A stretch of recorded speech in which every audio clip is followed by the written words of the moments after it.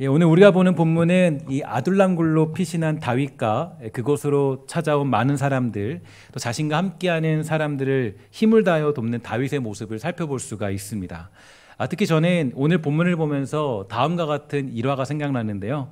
저와 여러분들이 잘 알고 있는 탤런트 김수미 씨가 심각한 우울증으로 고통을 겪고 있을 때 생겨난 일이라고 합니다. 나쁜 일은 한꺼번에 온다고 해서 김수미 씨의 남편이 이 사업 실패를 겪으면서 빚더미에 올라앉아 쩔쩔매는 상황까지 맞은 적이 있었는데요. 돈이 많았던 친척들도 이 김수미 씨를 외면할 정도가 되었고, 또 급한 대로 동료들에게 아쉬운 소리를 하면서 몇백만 원씩 빌리면서 돈을 빌리고 있을 때라고 합니다. 그런데 그 사실을 알게 된 그 김혜자 씨가 김수미 씨에게 정색을 하면서 이렇게 말했다 그래요. 예, 너는 왜 나한테 돈 빌려달라는 소리를 안 하니? 추접스럽게 몇백씩 꾸지 말고 필요한 돈이 얼마나 돼? 라고 그렇게 하면서 김수미 씨 앞에 통장을 꺼내놨다고 합니다. 그리고는 이렇게 말했다 그러죠.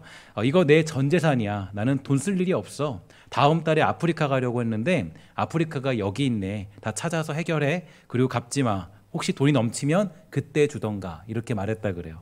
김수미 씨는 그 통장을 받아서 그때 지고 있던 빚을 모두 청산했다 그럽니다.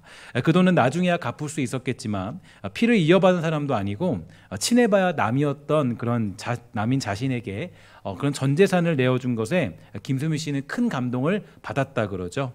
입장이 바뀌어서 김혜자 씨가 만약에 그렇게 어려웠다면 자신은 그럴 수 없었을 것이다, 이렇게 말합니다. 그리고 김수미 씨는 그런 김혜자 씨에게 이렇게 말한다 그러죠. 언니가 아프리카에 포로로 납치되면 내가 나서서 포로 교환하자고 말할 거야. 나 꼭 언니를 구할 거야. 이렇게 말했다 그래요. 김혜자 씨는 김수미 씨에게 이제 그 아둘람 굴이 되어서 피난처의 역할을 해줬을 뿐만 아니라 살아남은 아히멜렉의 아들 아비아달을 보호하겠다라는 다윗의 역할을 김혜자 씨가 자처하게 된 것입니다. 그럼 아둘람 굴이라는 곳이 어떤 곳입니까? 그것은 표현되어 있기를 빚진 자와 또 마음이 원통한 자, 환난당한 자가 모인 곳이 되었다, 이렇게 성경은 표현해주고 있습니다. 다윗은 그러한 이들을 이렇게 받아주었고요, 그러한 자들과 함께하게 되었는데요. 당시에 사울은 미쳐가는 상황이었기 때문에 국정에는 별로 관심이 없었습니다. 백성들이 뭐 잘 먹고 잘 사느냐, 그들에게 문제가 있느냐 없느냐, 그들에게 빚진 마음이 있느냐, 환난당한 자가 있느냐, 뭐 그런 것들에는 관심이 없었겠죠. 그러니까 자신의 왕권 유지에만 관심이 있으니까요, 뭐 그 나라 가운데 얼마나 빚진 자와 원통한 자, 환난당한 자가 많이 있었겠습니까? 그런데 바로 다윗은 그러한 자들의 피난처와 안식처가 되어서 아둘람굴의 역할을 담당하게 된 것입니다. 물론 다윗은 자신이 위험에 처했기 때문에 그것으로 도망치게 되었지만 하나님은 다윗에게 그러한 시대적인 사명을 감당토록 허락해 주신 거죠. 우리들도 그렇습니다. 요즘 이 시대에는요, 정말로 많은 사람들이 이 환난과 아픔을 당하고 있는 시대와 현실을 살고 있습니다. 빚진 자들이 수없이 많고 환난당한 자들도 정말로 많고 마음이 원통한 자가 한두 명이 아닌 것 같아요. 최근 여러분 그 뉴스로 보셨겠지만 이 대구에서 벌어진 방화 사건만 봐도요, 사건 해결에 분통을 가진 이가 신나를 뿌려서 방화를 저지르게 되었습니다. 사정은 제가 잘 모르겠습니다. 어떤 일이 있었는지 모르겠지만 뭐 재판의 결과에 굉장히 분을 품었다 그래요. 근데 어쨌든 간에 이 원한과 분통하는 마음으로 그렇게 일을 저질러서 많은 사람들이 죽었고 부상을 당하게 되는 안타까운 일이 벌어지게 되었죠. 물론 그러한 일들이 분명히 잘못된 거예요. 분명히 그런 일이 일어나서는 안 되겠죠. 그러나 그런 일이 가시적으로 드러났다는 것은 그만큼 요즘 이 시대에는 그러한 사람들이 많이 있다라는 것을 의미하는 것입니다. 그러니까 잠재적으로 있던 사람들이 그렇게 이제 가시적으로 폭발적으로 드러나고 있는 것은 우리에게 굉장히 무서운 시대를 보여주고 있습니다. 주위를 조금만 불러봐도요, 인생의 괴로운 길을 걸어가는 이들이 정말 많이 있는 시대가 우리가 살아가고 있는 그런 현실이고 우리가 사는 역사입니다. 그래서 하나님은 저와 여러분들을 이 땅에 세워주신 것입니다. 우리가 해야 될 역할이 있고요, 감당해야 될 일들이 있기 때문인데요, 우리는 아둘람굴이 되어야 한다. 이게 우리 주님의 명령입니다. 나 혼자 피신하여서 나 혼자 잘 살겠다, 나만 배 두드리면서 살겠다, 이런 것이 아니라 우리가 그러한 자들을 품으라고 주님은 우리를 위기와 위험에 처하게 만드신 우리 하나님이십니다. 점점 이 시대는요, 이 시대의 교회는 어려운 현실을 맞이하는 것이 분명해요. 분명해요.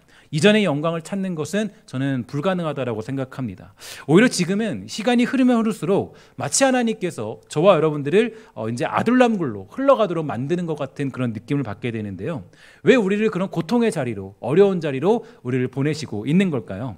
대단한 왕국이 아니라 아둘람굴의 현실로 바로 저와 여러분들을 보내시는 이유, 그 이유는요, 바로 우리가 아둘람굴이 되어야 되기 때문입니다. 제가 어저께 이제 우리 성도님들하고 같이 소풍을 다녀왔는데, 길이 철원이죠. 철원인데 뭐 이제 그렇게 길을 좀 걸어야 돼요. 한 2시간 정도 아주 이렇게 오르락 내리락하는 길들을 걸어야 되는데, 뭐 저 정도 같은 사람들은 그냥 이렇게 좀 걸 수 있지만, 어르신들 중에 좀 힘든 분들 계시고 또 이제 굉장히 좀 이렇게 좀 걷기 어려운 분들 계세요. 근데 정말 걷기 어려운 사람이 한 명 있었는데요. 바로 제 둘째 딸이 함께 그 길을 걸었습니다. 근데 그 길을 걸었는데 꼬맹이가 그 길을 걷는데요. 2시간 걷는 거예요. 근데 둘째 딸이 좀 보면요, 이제 제 첫째 딸하고는 어디 막 등산을 가본 적이 없어요. 근데 둘째 딸은 잘 걸어 다녀요. 잘 걸어 다니고 얘는 좀 이렇게 그래도 막 툭툭 쳐주면 잘 걷더라고요. 그래서 제가 좀 두려움 없이 애를 데리고 갔는데, 한 중간쯤 가니까 애가 이러더라고. 아빠, 나 여기 왜 데려온 거야? 라고 그렇게 물어보더라고요. 그래서 왜 도대체 자기를 이 험난한 길로 데려왔냐? 그러니까 말이 그래요. 왜 험난한 길로 데리고 왔냐? 이렇게 말하더라고요. 험난한 길로 왜 이렇게 데리고 왔냐고. 그래서 고민하다가 그랬습니다. 야, 로우나, 우리 그리스도인은 이 험난한 길을 걷는 거야. 이게 바로 예수 믿는 길과 똑같은 길이야. 그러니까 한번 그 생각하고 걷자 하면서 같이 걸었습니다. 툭툭 치면서 걸었는데요. 그러니까 그런 것 같아요. 이 그리스도인의 길, 험난한 길은요, 사실 우리가 가야 될 길입니다. 하나님이 우리를 어디로 인도하시냐라고 생각하면요, 사실 우리를, 그러니까 어떻게 보면 분명히 우리를 왕으로 삼으셔서 왕의 자녀로 살게 하시는데, 근데 우리가 걷는 길은 대부분 빚진 자의 길이고 환난당한 자의 길이고 또 때로는 원통한 자의 길을 걷게 돼요. 예수 믿고 살 때 그냥 평탄한 길을 걷지 않고요, 교회 다니면서도 힘들고 어려운 길을 우린 많이 만나게 돼요. 왜 우리를 그러한 자리로 보내실까? 왜 대단한 왕국이 아니라 아둘람굴의 현실로 저와 여러분들을 보내시는 이유가 무엇일까? 그것은 우리들이 바로 그 아둘람굴의 역할을 감당해야 되기 때문입니다. 환난당한 자, 빚진 자, 마음이 원통한 자들을 품어내기를 원하시는 하나님의 마음. 그래서 우리의 현실은 대단한 왕국이 아니라 예수 믿어도 아둘람굴인 경우가 굉장히 많이 있다라는 거죠. 예수 믿는데 왜 여전히 우리에게는 고통이 따르고 어려움이 찾아오는 걸까?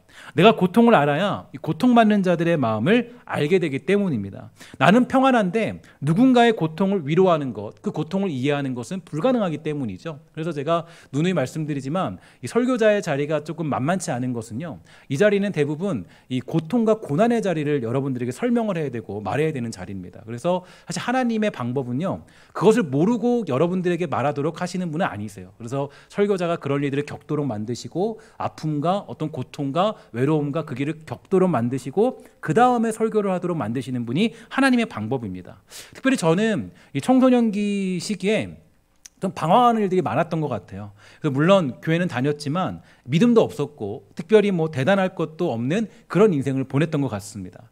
그런 시기를 보내다 보니까요, 저의 사역에는 한 가지 장점이 있는데, 어떤 거냐면 이 부족한 이들을 좀 넉넉히 기다릴 줄 아는 그런 마음을 가지고 있다는 겁니다. 그래서 청소년들이 방황을 해도, 청년들이 믿음 없이 왔다 갔다 거리기만 해도, 그리고 저는 생각해요. 언젠가 저 사람이 변화될 날이 있겠지. 언젠가 변화될 날이 있겠지. 언젠가 주님이 역사하시겠지. 언젠가 그런 날이 있겠지. 왜냐하면 저에게는 그러한 경험이 있기 때문입니다. 그러니까 그러한 이들을 충분히 기다려줄 수 있고 함께 할 수 있는 마음이 저에게는 있다라는 거죠. 또한 저희 가정은요, 아이를 가질 때 굉장히 많은 유산을 경험했습니다.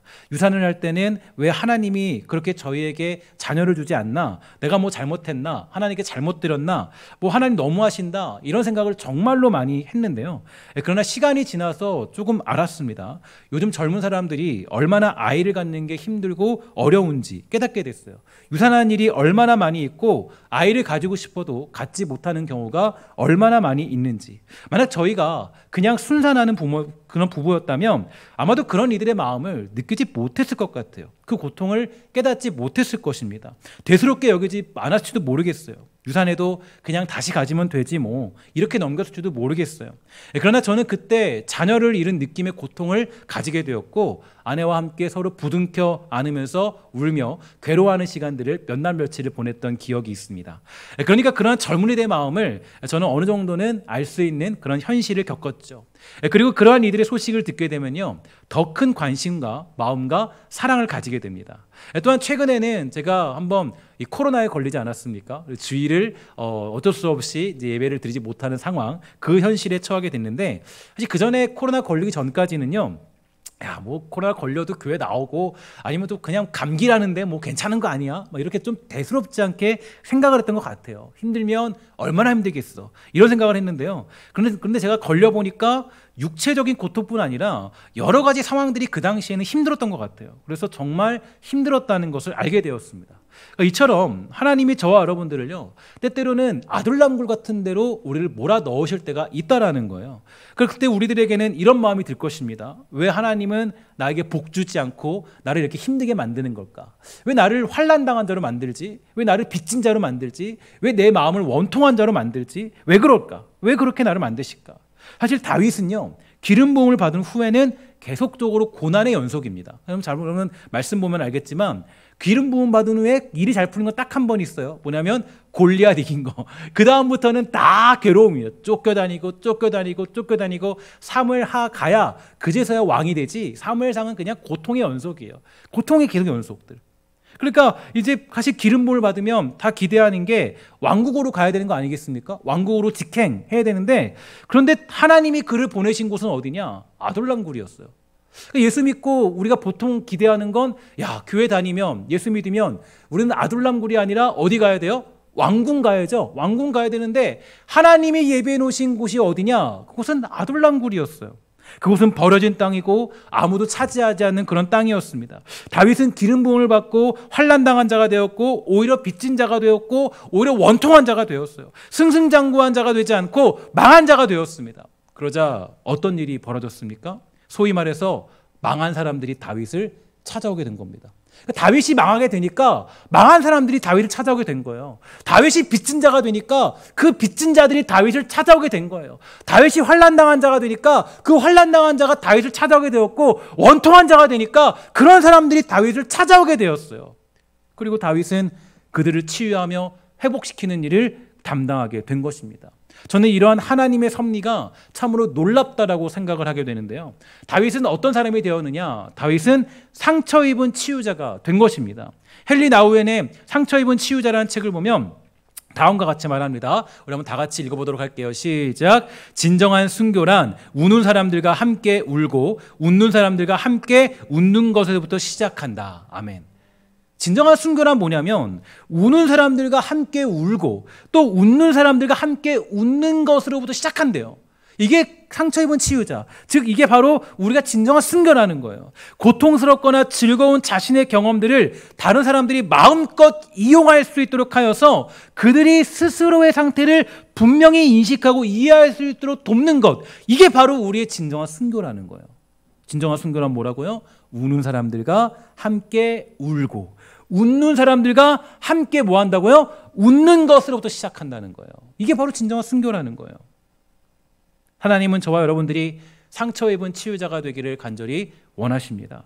그 상처를 가지고 괴로워하고 힘들어하고 그것이 쓴뿌리가 되어서 나의 삶을 혼란스럽게 만드는 것이 아니라 그 상처로 말미암아 상처 입은 누군가를 살리는 일, 그 일을 감당토록 하기 위하여서 때때로 주님은 저와 여러분들을 아둘람굴로 보내시는 것 아니겠습니까?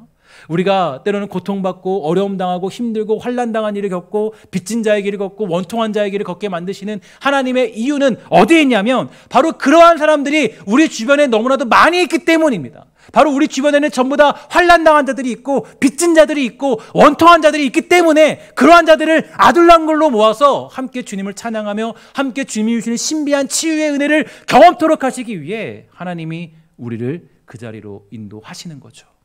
결코 우리를 망하게 하시거나 괴롭게 하시기 위하여서 그곳을 보내시는 것이 아니라 그러한 사람들을 치유하고 회복시키기 위하여서 그 힘들고 어려운 길로 우리를 보내시는 하나님, 그것이 하나님의 방법이고 섭리가 되는 거예요. 예수님도 우리의 진정한 상처 입은 치유자가 되셨는데요. 저는 늘 생각해 봅니다. 어떤 생각이냐? 아니, 우리를 지으신 창조주라면 굳이 그분이 십자가라는 방법을 사용할 필요가 있을까? 왜 주님이 굳이 십자가라는 방법을 통해서 우리를 구원하실까? 아니, 창조주 하나님이신데 그분은 말로 모든 걸 다 할 수 있는 분이잖아요. 야, 빛이 있어라. 빛이 생겼죠. 뭐가 있어라. 다 생기잖아요. 근데 굳이 우리 주님이 십자가를 질 이유가 어디 있을까? 그냥 하나님이라면 이렇게 말하면 되죠. 내 죄를 내가 사한다. 그러면 끝나는 거잖아요. 근데 왜 우리 주님이 굳이 십자가를 지셨을까? 왜 굳이 그 길을 걸어가실까? 하나님은 그러한 권위와 능력이 있는 분이시지만 하나님은 그러한 방법으로 우리를 구원하지 않으십니다. 히브리서 4장 15절에 보니까 예수님은 어떤 분이세요? 이렇게 말합니다. 우리에게 있는 대제사장은 우리의 연약함을 동정하지 못하실 이가 아니요 모든 일에 우리와 똑같이 시험을 받으신 이로되 죄는 없으시니이다. 아멘. 주님은 우리와 똑같은 시험 받는 자리로 가십니다. 즉 우리가 환난 당한 것, 우리가 빚진 자가 되는 것, 원통한 자가 되는 것, 그 자리를 우리 주님이 가셨다라는 거예요. 우리 주님이 가신 자리는 원통한 자리로 가셨고 빚진 자의 자리로 가셨고 정말 환난 당하는 자의 자리로 주님은 가신 거예요. 그냥 나는 너의 고통을 모른다. 그래, 내가 너를 사하여 줄게. 이런 방법이 아니라 우리가 겪고 있는 모든 고통, 여러분들이 겪고 있는 모든 아픔, 내가 갖고 있는 모든 연약함, 인간이 가지는 모든 빚진 마음, 환난스러운 마음, 정말 원통한 마음, 그 모든 마음의 길을 우리 주님은 걸어가셨고 그 모든 일에 똑같이 시험을 당했다라고 성경은 우리에게 평가하고 있습니다. 그렇게 주님은 구원의 역사를 이루어내신 거죠. 이 사실이 왜 중요한지 아십니까? 이 일이 왜 중요할까요? 이 사실이 중요한 이유는 바로 이 구원의 사실로 말미암아 우리 주님의 방식으로 말미암아 우리는 어떤 순간에도 우리 주 앞에 엎드려 자신의 연약함을 고백할 수 있고 그 주님이 그 길을 걸어가시고 아시기 때문에 우리는 여전히 주어진 길에서 하나님께 은혜를 구하며 살아갈 수 있기 때문입니다. 16절 말씀 보니까 우리에게 이렇게 설명하고 있어요. 우리 함께 16절 말씀 읽어보도록 하겠습니다. 시작. 그러므로 우리는 긍휼하심을 받고 때를 따라 돕는 은혜를 얻기 위하여 은혜의 보좌 앞에 담대히 나아갈 것이니라. 아멘.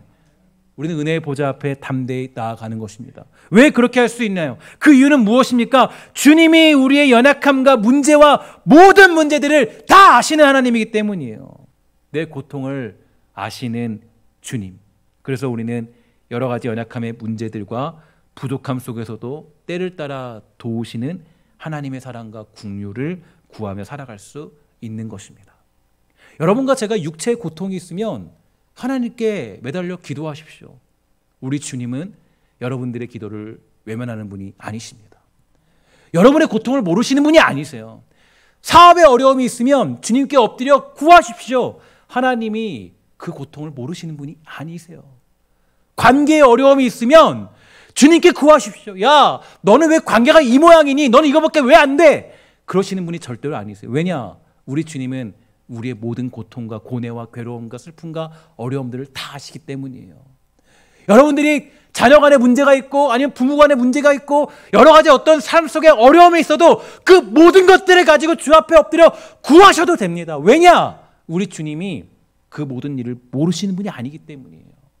주님이 십자가를 지셨다라는 건 우리 주님이 어떤 죄가 있어서 그것을 받으신 것이 아니라 우리의 모든 고통이 무엇인가, 우리의 모든 어려움이 어떤 것인가, 여러분들이 겪고 있는 모든 고뇌와 괴로움들이 무엇인가, 속상함이 무엇인가, 그 모든 것들을 다 직접 아시는 우리 주님이시기 때문에 우리는 주 앞에 엎드려 구하며 기도할 수 있는 거예요. 우리 주님 너무 멋진 분이죠. 제가 정말 다른 종교랑 아무리 비교해봐도요, 기독교만한 종교가 없어요. 이런 종교는 없어요. 아니, 어떤 신이 자기가 직접 그 인간의 고통들을 그대로 겪고 그 아픔과 죽음까지 겪게 됩니까? 이거는 우리 주님이 아니면 불가능한 일이에요. 우리 주님은 부족한 저와 여러분들을 외면하지 않는 분이십니다. 왜냐? 그 고통과 고난이 얼마나 큰지, 그 무게가 얼마나 큰지를 잘 아시기 때문이에요. 기독교의 강점은 바로 여기에 있습니다. 예수 믿는 사람들의 강점은 무엇입니까? 상대방의 약점을 나도 가지고 있다라는 고백에 있어요. 그 문제를 나도 경험해 보았다는 겁니다. 우는 자와 함께 울고 기뻐하는 자와 함께 기뻐할 수 있는 것, 이것이 기독교의 강점 아니겠습니까? 사도 바울은 성도들이 율법주의를 동경하고 있을 때, 즉 그럴싸한 기독교, 괜찮은 기독교, 뭐 본때 나는 기독교, 그게 율법주의거든요. 율법주의를 동경하고 있을 때 매우 거칠게 화를 냈습니다. 갈라디아서 3장 1절과 3절에 보니까 이렇게 돼요. 어리석도다 갈라디아 사람들아, 예수 그리스도께서 십자가에 못 박히신 것이 너희 눈앞에 밝히 보이거늘 누가 너희를 꾀더냐. 내가 너희에게서 다만 이것을 알려하노니 너희가 성령을 받은 것이 율법의 행위로냐 혹은 듣고 믿음으로냐. 너희가 이같이 어리석으냐. 성령으로 시작하였다가 이제는 육체로 마치겠느냐. 바울이 호통을 쳐요. 화를 냅니다. 율법주의의 잘못된 점을 낱낱이 밝혀주죠. 여러분, 율법주의의 가장 큰 문제가 어디인지 아십니까? 결국 율법을 지킴으로써 나와 너는 다르다는 거예요. 나는 그럴싸하거든. 나는 본때 나거든. 나는 믿음의 사람으로 뭔가 좀 대단한 사람이거든. 나와 너가 다르면 결국 아둘람굴의 축복은 누릴 수 없습니다. 복음은 나와 너가 같다예요. 너나 나나 똑같은 죄인이다. 나는 지금 넥타이 매고 있으니까 좀 다르고 너는 넥타이 안 매고 있으니까 좀 별로야. 이런 게 아니에요. 똑같은 죄인이에요. 우리는 오직 은혜로 산다. 너랑 나랑 똑같은 죄인이며 우리는 교회 안에서 은혜로 살아간다. 이것이 복음 아니겠습니까? 그런데 율법주의는 뭐냐? 너는 환난당한 자이고 빚진 자이고 원통한 자이지만 나는 환난이 없고 빚도 없고 원통한 마음도 없어. 나는 율법을 지킬 정도의 사람이고 그런 고통 따위에 미련 없다라는 뜻이 율법주의의 특징이에요. 그래서 바울은 율법주의를 그렇게 경계하는 것입니다. 언제 우리 주님 그랬니? 언제 우리 주님 그랬어? 언제 우리가 환난당한 자, 빚진 자, 원통한 자와 너와 나가 다르다고 얘기했어? 그들과 나와 같지. 그게 아둘람굴인데. 우리들도 마찬가지입니다. 우리는 이 말씀을 통해서 저와 여러분, 우리 교회를 반드시 점검해 봐야 돼요. 교회가 우는 자와 함께하지 못하고 기뻐하는 자와 함께하지 못하면 교회로서의 가치를 상실한 것입니다. 우리는 우는 자와 함께 해야 되고 즐거워하는 자들과 함께 해야 되죠. 그것이 교회의 본질이며 사명이 되는 거예요. 요즘 이 시대에 정말로 많은 사람들이 힘들어하다는 소식을 많이 듣게 됩니다. 어려워하는 사람들이 정말로 많이 있죠. 우리들이 품어야 될 사람이 바로 그러한 사람들입니다. 교회의 이익이 될 사람들만 전도하는 것은요, 너무나 끔찍한 교회의 아주 비참함이에요. 최근에 제가 속상한 이야기를 하나 들었는데요. 사회적으로 약자 자리에 처한 사람이 어떤 큰 교회에 등록을 하려고 그랬대요. 돈도 그렇게 많지 않고 상황도 썩 좋지 않은 사람이었다 그래요. 하지만 여러 경로를 통해서 그 교회에 등록시키고자 했더니요, 그 교회에서 대뜸 그 교회에서 어떤 사람이 그래요. 그런 사람은 우리 교회 목사님에게 도움이 안 돼요 라고 하더랍니다. 제가 그 이야기를 듣는데 얼마나 얼굴이 화끈거리든지 몰라요. 우리 교회는 그러면 안 되죠. 따라합시다. 환난당한 자, 빚진 자, 원통한 자, 우리 교회로 오라. 이게 우리의 굉장히 중요한 메시지가 되는 것입니다. 한 번 더 고백할까요? 환난당한 자, 빚진 자, 원통한 자, 우리 교회로 오라. 이게 우리의 고백이 되어야 돼요. 교회는 환난당한 자, 빚진 자, 원통한 자가 모이는 곳입니다. 제가 언젠가 이런 이야기를 드린 적이 있어요. 주일 예배를 드리다 보면요, 여러분 잘 보면, 옆에 주변에 잘 보면요, 우리 주변에 현재 술 냄새 나는 사람들 없죠? 그죠? 지금 현재 거의 없을 거라 아마 없는 것 같아요. 없어요. 그죠? 없죠? 제가 그런데 그런 번 말씀드렸어요. 지금 없으니까 제가 말씀드리는 거예요. 술 냄새 나는 사람들도 교회에 있어야겠죠? 있어야죠? 그죠? 밤새 술 먹고 교회라도 오면 그거 괜찮은 거 아니에요? 그죠? 그런 사람도 있어야 되잖아요. 그런데 언제부턴가 교회에는요, 술 취한 사람들이 예배 드린 일이 별로 없습니다. 교회에서 받아주지 않아요. 교회에서 출입구에서 막죠. 벌써. 아이, 다음에 오시라고. 술 취하면 오지 마시라고. 술 먹고 냄새 나면 교회에 들어오는 걸 막고 또 출입도 시키지 않는 그런 일들이 정말로 많이 일어나고 있어요. 혹시라도 제가 아까도 부탁드렸지만 안내팀들에게 부탁드리는 건, 그런 분들이 언제든지 우리 교회에 오시면 좋은 숙취해소제라도 준비해 두었다가 언제든지 들어도 됩니다. 그거 제가 후원할게요. 그거 분 드릴 수 있어요. 교회는 그러는 곳이에요. 거룩해 보이는 사람들의 공동체가 아닙니다. 괜찮은 사람들의 모임이 아니에요. 우리 커트라인으로 다 들어오지 않았어요. 여러분은 어떤 그런 도덕적인 예의를 갖추고 들어오지 않았다고요. 예의 있는 사람들의 모임의 공동체가 아니에요. 우리는 예의 범절로 우리는 다 무장돼서 이 자리에 있는 곳이 아니에요. 저처럼 깔끔하게 양복 입은 사람들만 교회에 있는 곳이 교회가 아니에요. 교회는 따라합시다. 환난당한 자, 빚진 자, 원통한 자, 이런 사람들의 모임이 되는 겁니다. 그래서 교회는요, 그래서 여러분 교회에 제가 말씀드리지만 교회 여러분들도 기대를 하시면 안 돼요. 너무 큰 기대를 하시면 안 돼요. 그러니까 어떤 얘기냐면, 그러니까 교회가 환난당한 자, 빚진 자, 원통한 사람들의 모임이잖아요. 그러니까 교회는 그래서 삐그덕 거릴 때가 정말 많이 있어요. 상처를 입고 있으니까 예민해요. 그러니까 상처 입은 사람들은 몸이 피곤하면 어때요? 이게 몸이 안 피곤하면 뭐 그냥 실수도 받아주고 다 받아주는데, 좀 여기 뭐 아프고 애들 한번 다치면 이게 다치면 여기 조금만 건드려도요, 그냥 이게 스쳐 지나가면 해도 뭐예요? 아우, 저 사람 건드렸다고 막 난리치고 막 그러잖아요. 그게 우리들의 모습이에요. 그러니까 우리 교회가 환난당한 자, 빚진 자, 원통한 자들이 모여 있으니까 서로 소통하고 사랑하는 거 정말 어렵습니다. 상처 입은 사람들이 모여 있는 게 정말 어려워요. 상처 입은 사람들은요, 작은 것에도 예민해요. 오히려 세상에서는 별거 아닌데 교회에서는 막 그 한마디 한마디가 얼마나 서운한지 몰라요. 그래서 뭐예요? 여러 가지 서운함들을 정말 많이 느껴서, 뭐 교회는 뭐 그렇다고 뭐 우리가 막 그래서 막 교회 보면서 막 많은 기대를 하고 왔는데 이거밖에 안 되네 교회가. 이유는 뭐냐? 교회 공동체는 대부분이 상처 입은 사람들이기 때문이에요. 관계적인 문제로 힘들어하던 사람들이 오는 곳이고, 삶의 부족함을 느낀 사람들이 있고, 때로는 이런저런 모양으로 부족한 사람들이 모인 곳이 교회입니다. 세상은 더 예의를 잘 차리고 말도 깔끔하게 하고 위로를 더 잘하는 것 같아요, 오히려 세상이. 그런데 교회는 더 아닌 경우가 많죠. 교회가 더 심하다, 교회가 더 오히려 예의 없는 것 같다, 말도 뻔뻔하지 못하게 한다, 이렇게 얘기할 때도 정말 많이 있습니다.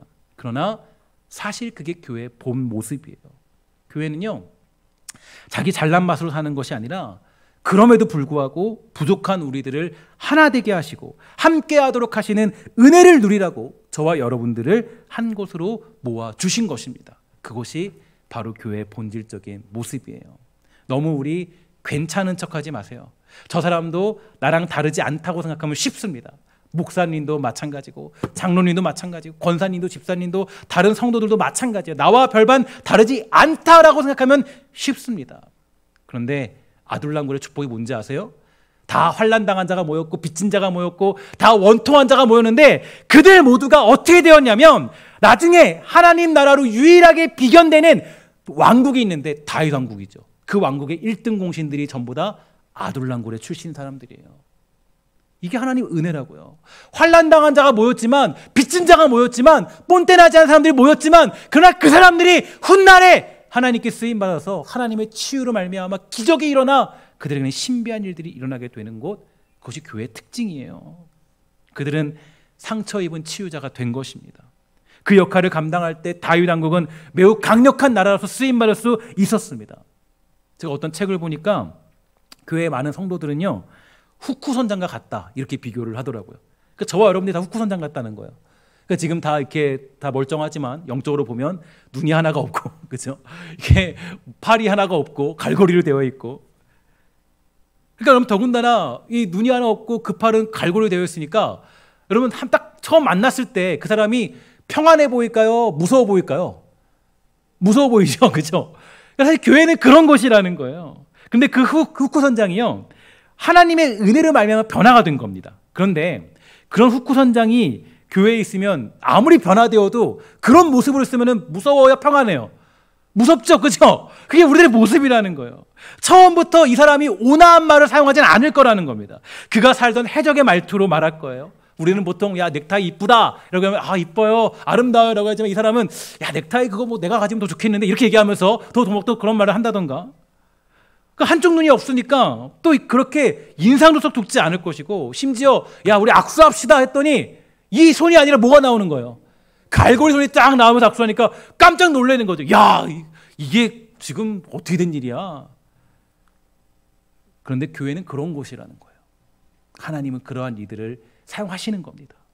그러한 이들을 아둘람굴로 보내셨고, 우리가 그러한 자들을 돌보라고 그렇게 명령하십니다. 이것은 우리가 해야 될 사명이고 우리 교회가 나가야 될 방향적인 교회의 본질적인 모습이 되는 거죠.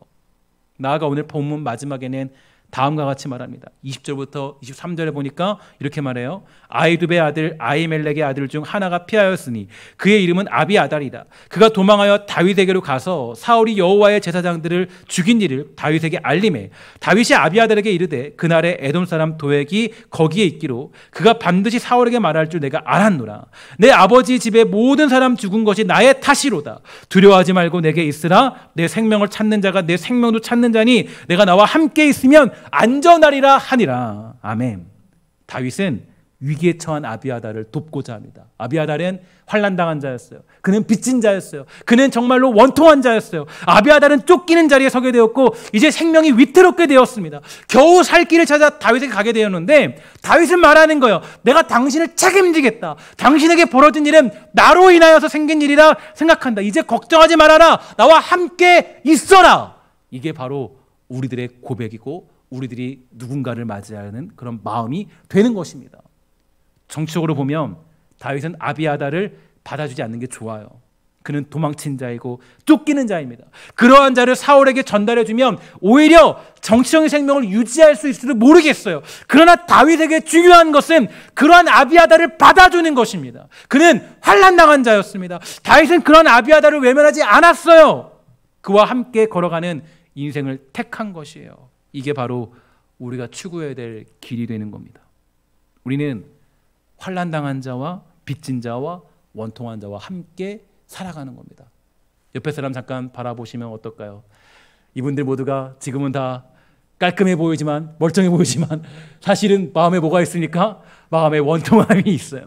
빚진 마음이 있어요. 또 뭐가 있습니까? 그 마음에 정말 환난당한 마음들이 다 있는 분들이에요. 우리는 함께 그들과 함께 하나님의 치유를 사모하는 공동체로 거듭나야 되는 줄 믿습니다. 옆에 사람에게 인사합시다. 하나님이 당신을 치유하기를 바랍니다. 고백합니다. 시작. 하나님이 당신을 치유하기를 원합니다. 소망합니다. 그런 은혜가 우리는 사모해야 되는 거예요. 내가 그 사람을 치유할 수 있는 게 아니에요. 하나님의 신비한 은혜. 그러니까 아둘람굴에서 뭐 얼마나 대단한 게 있었을까요?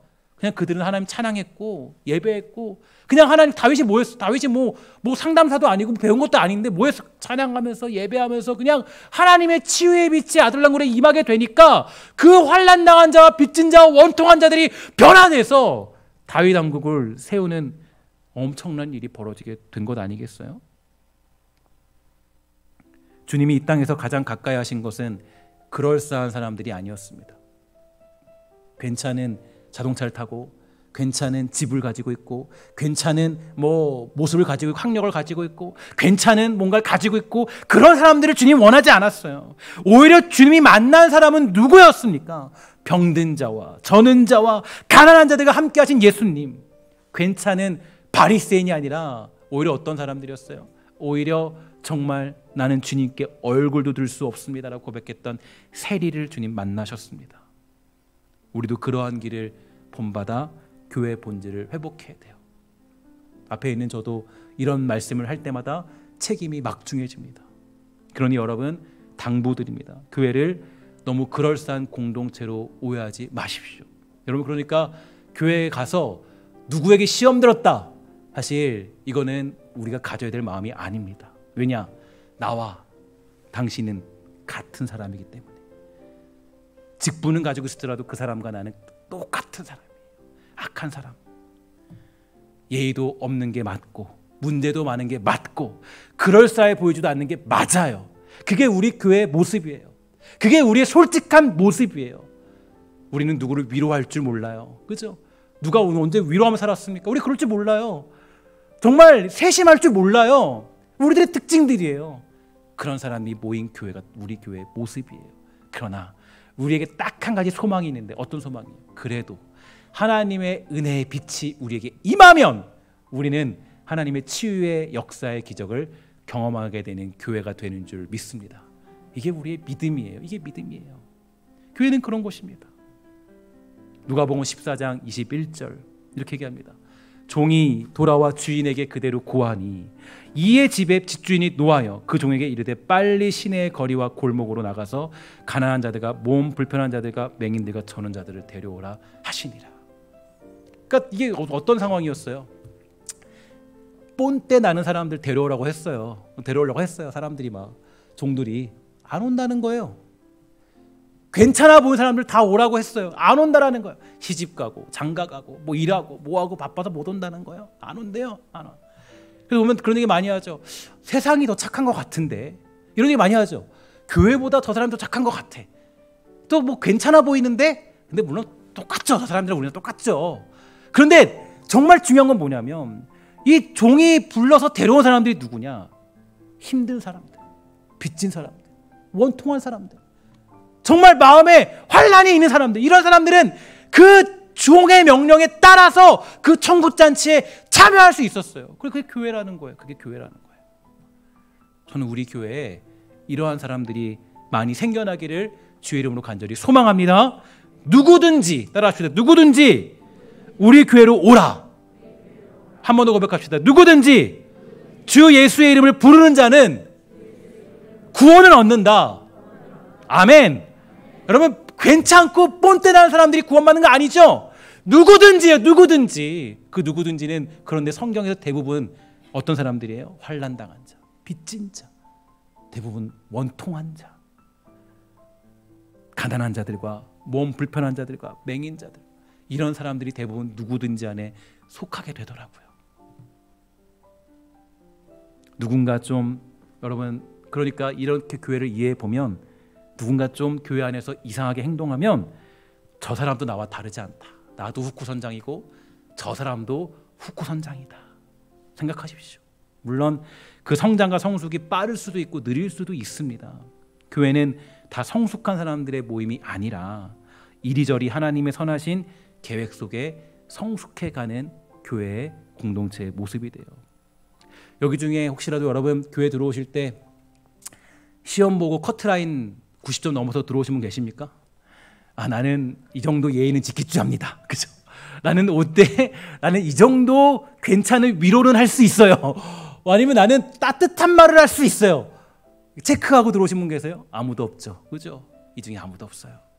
그런 사람 없어요. 우리 따뜻한 말 할 줄 몰라요. 교회 그렇게 괜찮은 막 그럴싸한 공동체는 아니에요. 교회가. 우리는 사실 상처 주는 말 더 많이 해요. 교회에서 상처받고 많이 가잖아요. 상처받는 말 많이 해요. 그런데 우리가 한 가지 사모하는 거, 이 아둘람굴에 우리가 하나님을 예배하면, 예배가 중요한 이유가 뭐냐면, 예배를 생명처럼 드리는 이유가 뭐냐면 소망이 여기 있기 때문이에요. 그러니까 뭐 다른 거 다 해도 예배 제대로 안 하면 이것 사실 그게 문제인 거예요. 예배를 왜 해야 되냐? 그게 소망이에요.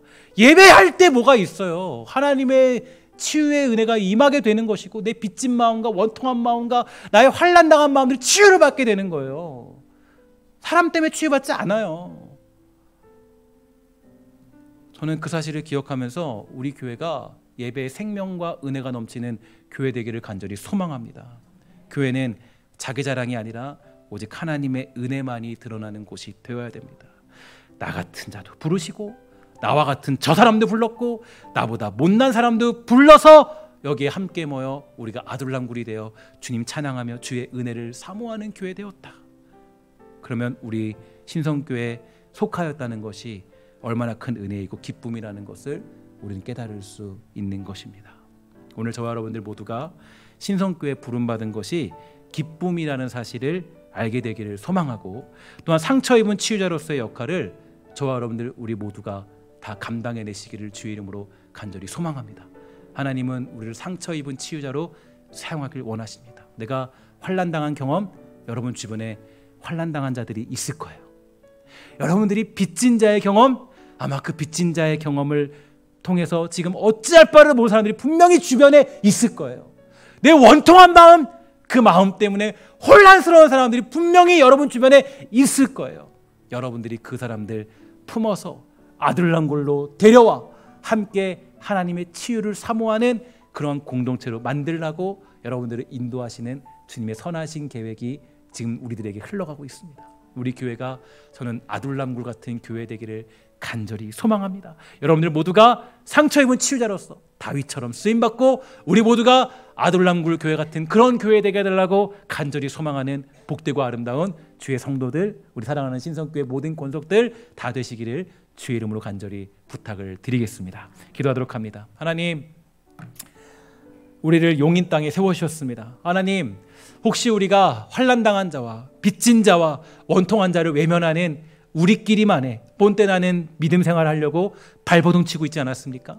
나는 너와 다르다, 우리는 괜찮다, 우리는 그럴싸하다, 이런 것을 우리를 치장하며 우리가 마치 그것이 교회인 것처럼, 괜찮아 보이는 모습이 교회인 것처럼 우리가 혹시 우리를 속이며 살아가고 있지 않았습니까? 그런 자들에게 사도 바울은 말했습니다. 어리석도다 갈라디아 사람들아, 우리가 혹시라도 그런 책망을 받고 있다면 하나님, 우리가 아둘람굴 같은 교회로 다시 한번 새롭게 환난당한 자와 빚진 자와 원통한 자들을 우리가 언제든지 맞이하여 그들을 위하여 기도할 줄 알고 그들을 품어내며 함께 하나님의 치유와 신비함을 경험하기를 소망하는 복된 성도로 거듭나도록 허락하여 주시옵소서. 예배할 때 우리에게 은총 주시고 기도할 때 우리의 마음을 치유하시는 하나님의 은혜를 사모하오니 사랑하는 백성들이 이 시간 찬양하며 기도할 때 우리의 상처를 치유하시는 하나님의 놀라운 은혜와 역사를 경험할 수 있도록 주님 허락하여 주시옵소서. 모든 말씀 예수님의 이름으로 간절히 기도합니다.